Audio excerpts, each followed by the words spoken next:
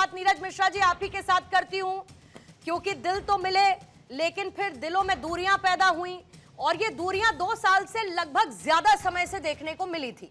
अब आपने अगली तारीख तो तय कर ली है और मोदी विरोध के नाम पर आपने गठबंधन बनाया, लेकिन ऐसा क्यों लगता है कि इस ऑपोजिशन अलायंस की सबसे बड़ी चुनौती बीजेपी नहीं है, बल्कि अंदर ही अंदर इस खेमे की अपनी अपनी महत्वाकांक्षाएं, अपनी अपनी जरूरतें, अपने अपने अस्तित्व की लड़ाई जो इस महागठबंधन को कमजोर कर रही है।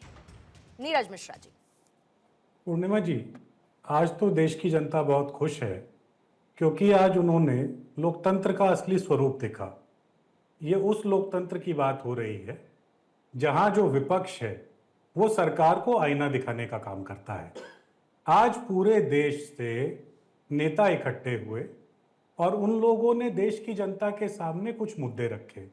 वो मुद्दे क्या थे कि इस देश के अंदर एक पेपर लीक का सिंडिकेट चल रहा है जिसको सरकार का संरक्षण प्राप्त है, और ऐसे पेपर लीक के सिंडिकेट को हम लोग सरकार से मिलकर खत्म करने के लिए प्रेशर बनाएंगे, आग्रह करेंगे और उनको मजबूर करेंगे।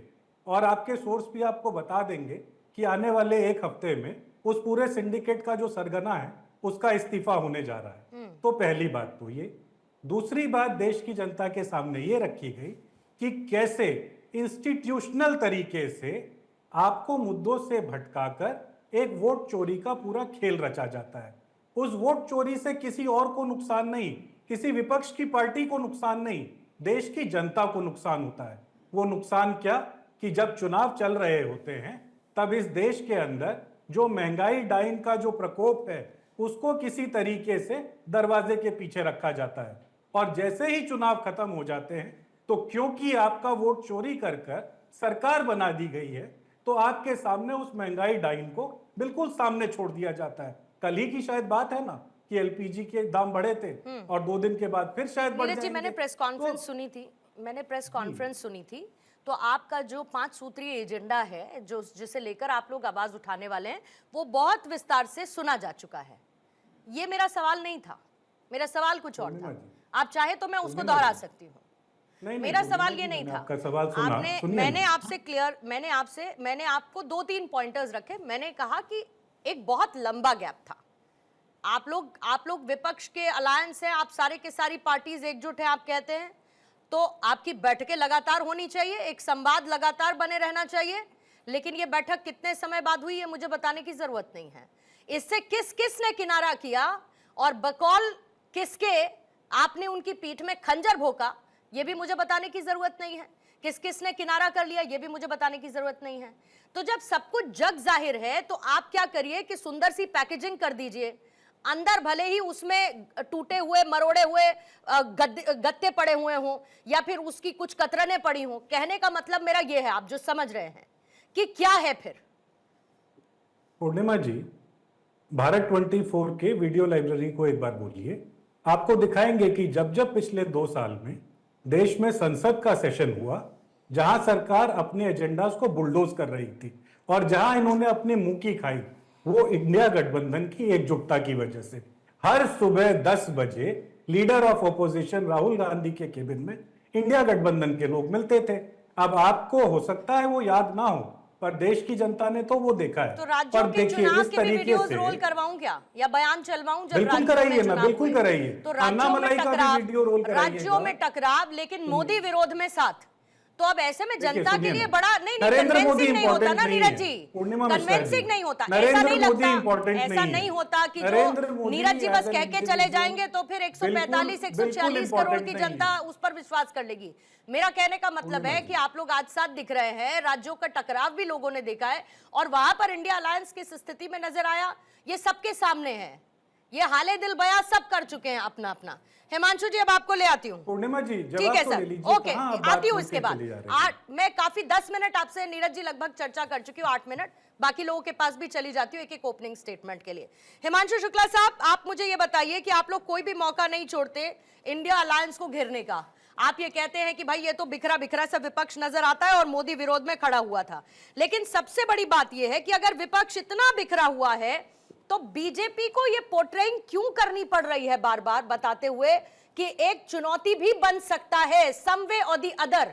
मतलब आप लोग भी तो मेहनत झोंक ही रहे हैं ना विपक्ष को ये दिखाने के लिए कि विपक्ष एक साथ नहीं है, विपक्ष अलग अलग है। और आज तो टीएमसी ने उसमें आपके लिए चेरी ऑन द आइस वाला काम किया है, जब उनके कुछ सांसद लगातार आपके संपर्क में और बाहरी समर्थन की बात कर रहे हैं। देखिए, नमस्कार, जय सिया राम, भारत माता की जय। इंडिया अलायंस बिखरा बिखरा है, ये तो हमें भी बोलने की जरूरत नहीं है, पूरी देश को दिख रहा है। इंडिया अलायंस एक ऐसा भेड़िया है जो सत्ता के लालच में आके एक दूसरे के ऊपर कभी साथ में आ जाते हैं, कभी एक दूसरे के खिलाफ आ जाते हैं। ये एक पहला ऐसा अलायंस देख रहा हूं जो मौका परस्त अलायंस है, जो एमपी इलेक्शंस में तो साथ में आ जाता है, कुछ सीटों पे एक दूसरे के खिलाफ खड़ा होता है, कुछ सीटों पे आपस में रजामंदी कर लेता है। एमएलए इलेक्शंस में क्या होता है, एक दूसरे के खिलाफ हो जाता है। इनके कांग्रेस के प्रोमिनेंट लीडर बोलते हैं कि हमारे वर्कर्स को टीएमसी वाले मार रहे हैं। टीएमसी और जो है कांग्रेस ऊपर ही ऊपर लेवल में पहले कहती है अलायंस करेंगे, बाद में एक दूसरे के खिलाफ नारा करने लगती है। एक इनके सपाही बोलते हैं कांग्रेस बहुत बड़ी चोर है, उसका साथ मत देना। ये लोग आपस में पहले ऐसा बोलते रहते हैं, फिर स्टेज पे आके हाथ ऊपर करके हो जाते हैं। एक वो था इंडिया अलायंस जब फॉर्मेशन हुआ था, एक बड़े स्टेडियम में बेंगलोर में इनकी बैठक हुई थी। अब ये सिमटते सिमटते जो है कॉन्स्टिट्यूशन क्लब ऑफ इंडिया के एक रूम में आ गई है एक पार्टी। तो ऐसे ही कभी ये जो है डीएमके के खंजर मार देते हैं, तो आपसी लोग जो है इनसे कन्नी काटने लगते हैं, क्योंकि कांग्रेस जिसका समर्थन करती है वो पार्टी हारने लगती है। जब Congress party BJP anti BJP होते होते जब एंटी इंडिया चली गई, तो सबको समझ में आ गया कि इस पार्टी का साथ नहीं देना है, इसीलिए लोग दूर हो गए। आप बीजेपी का विरोध कर सकते हैं, आप मोदी जी के अगेंस्ट आके कर सकते हैं, लेकिन आपने जब आर्मी का विरोध करना शुरू कर दिया, देश की इंटीग्रिटी का विरोध करना नहीं, शुरू कर मतलब दिया, आपका नंबर गेम क्या है? आपका नंबर गेम क्या है जब आप ये कहते हैं कि विपक्ष तो बिखरा हुआ है? आपको नंबर गेम में ये नहीं दिखता कि कांग्रेस है, आपको ममता बनर्जी नहीं दिखती, आपको आरजेडी नहीं दिखती, आपको बाकी एनसीपी समाजवादी एसपी नहीं दिखती, आपको समाजवादी पार्टी नहीं दिखती, आपको शिवसेना यूबीटी नहीं दिखती, तो फिर आपका नंबर गेम क्या है?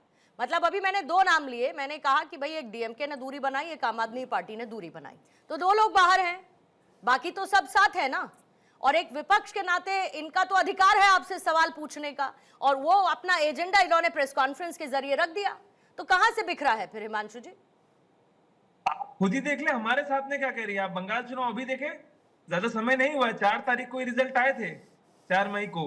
और उसके पहले क्या कांग्रेस और टीएमसी का चल रहा था, ये हमारे भाई नीरज मिश्रा ज्यादा अच्छे से बता पाएंगे कि ये दोनों एक दूसरे को गालियां बकते नहीं दिख रहे थे। राहुल गांधी कभी टीएमसी, जितना भी टीएमसी ने बुरा किया है बीजेपी से ज्यादा तो राहुल गांधी ने आके स्टेज पर बोला इन्होंने है। तो कभी कहा ही नहीं ना कि राज्यों के चुनाव में साथ लड़ेंगे। तो ये कैसा साथ है?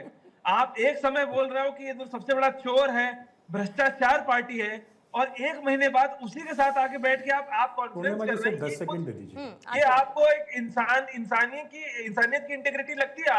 मैं आज बोल रहा हूं कि ये नीरज भाई इतने बड़े खराब आदमी, बेईमान आदमी, बंगाल को भ्रष्ट कर दिया। इनकी पार्टी के जो इनके लीडर है, पार्टी के लीडर बड़े बड़े बयान दिए हैं, और उसके 20 दिन बाद आप आकर बोल रहे हो कि नहीं ये अच्छे हैं, मोदी जी खराब है, हमें इनके खिलाफ युद्ध करना है। तो ये तो आपकी मौका परस्ती है ना, ये सीरियस, बस यही है एलिगेशन। जब एसआईआर केरल में आप जीत रहे हैं, मैं तो कह रहा हूँ ईवीएम वहां के खराब है, वहां पे री इलेक्शन करा ले, वहां नहीं कराएंगे।